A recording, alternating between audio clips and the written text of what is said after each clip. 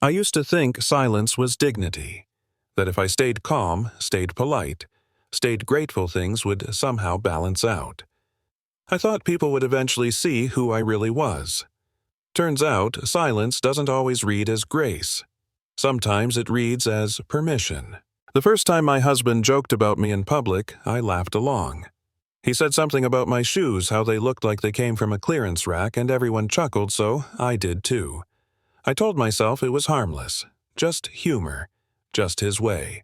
But jokes have a way of stacking up, and after a while they stop sounding like jokes at all. My name is Lena. At least that's the name I'll use here, and for most of my marriage I was the woman people looked past. The quiet wife. The down-to-earth one. The one my husband Mark liked to describe as simple, practical, easy to manage. You know what I mean? The kind of compliments that feel warm on the surface but leave a bruise underneath. Mark came from money. Old connections, polished parents' dinners that felt more like auditions than meals. I didn't. I grew up counting every dollar, fixing things instead of replacing them, learning early that stability mattered more than appearances. At first, Mark said he admired that about me. He said I grounded him, that I was real.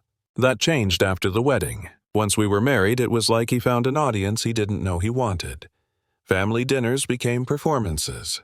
His parents would comment on my background, my job, the way I spoke. Mark would jump in laughing, adding details I never shared for laughs. Stories from my past moments that once felt vulnerable now delivered like punchlines. I stayed quiet. I reminded myself of my promise. My mother, before she passed, asked me to keep certain things private. She said the truth didn't need to be loud to be powerful. She said there would be a moment when I'd know it was time. Until then, stay steady. So I did. At dinners, when Mark joked that I didn't understand how real money worked, I smiled. When his sister called my clothes relatable, I nodded. When his father said I should be grateful Mark chose someone from a different world, I swallowed the heat in my chest and kept my voice even.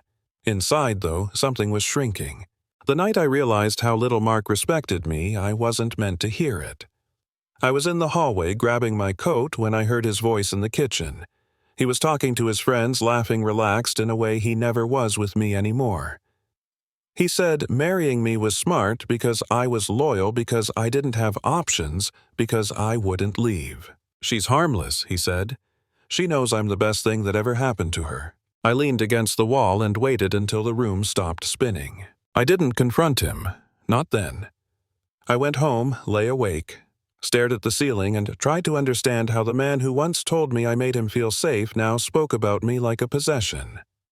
Something cracked that night. Quietly. Permanently. A few days later, Mark told me I needed to attend a corporate luncheon. Not asked. Needed.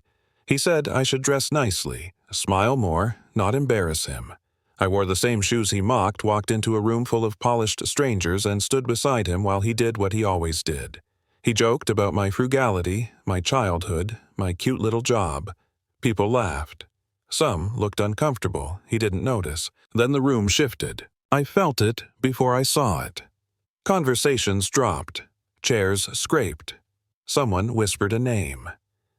The doors at the back of the room opened, and a small group walked in, focused, calm, unmistakably important.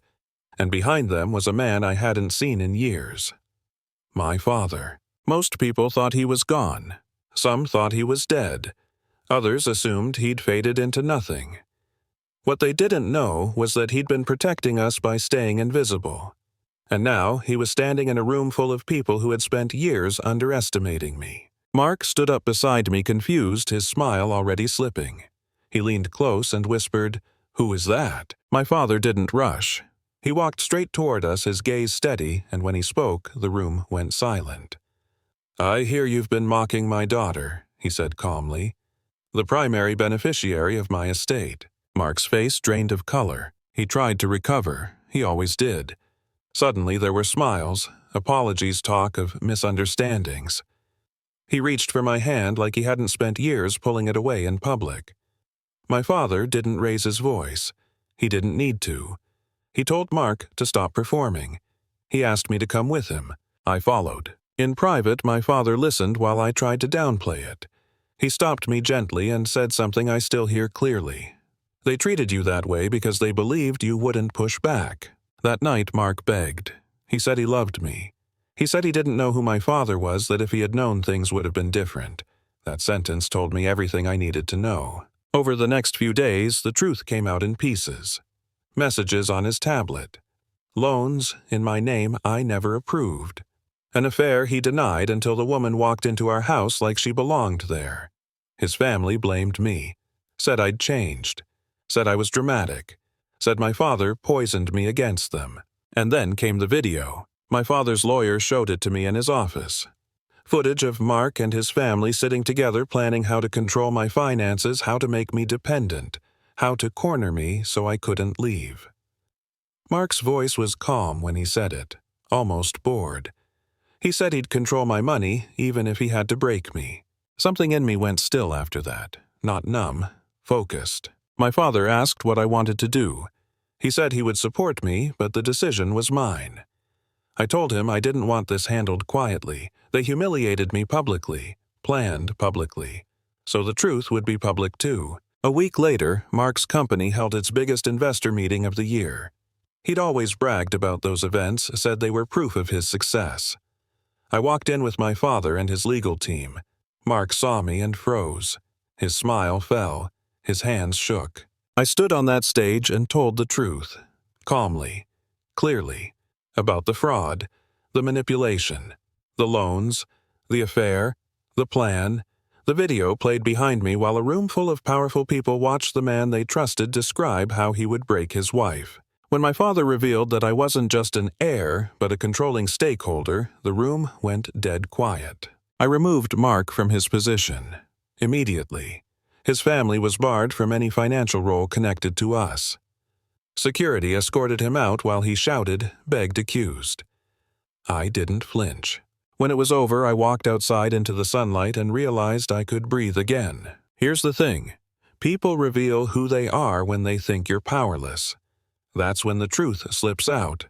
That's when the jokes turn sharp and the masks fall. I was quiet for a long time, not because I was weak, but because I was waiting for clarity. If you've ever been underestimated, talked down to, or treated like you should be grateful for disrespect, I want to hear your thoughts. Where do you draw the line between patience and self-betrayal? When does silence stop being strength? Drop your perspective in the comments. Challenge each other respectfully. And if stories like this matter to you, subscribe and stay.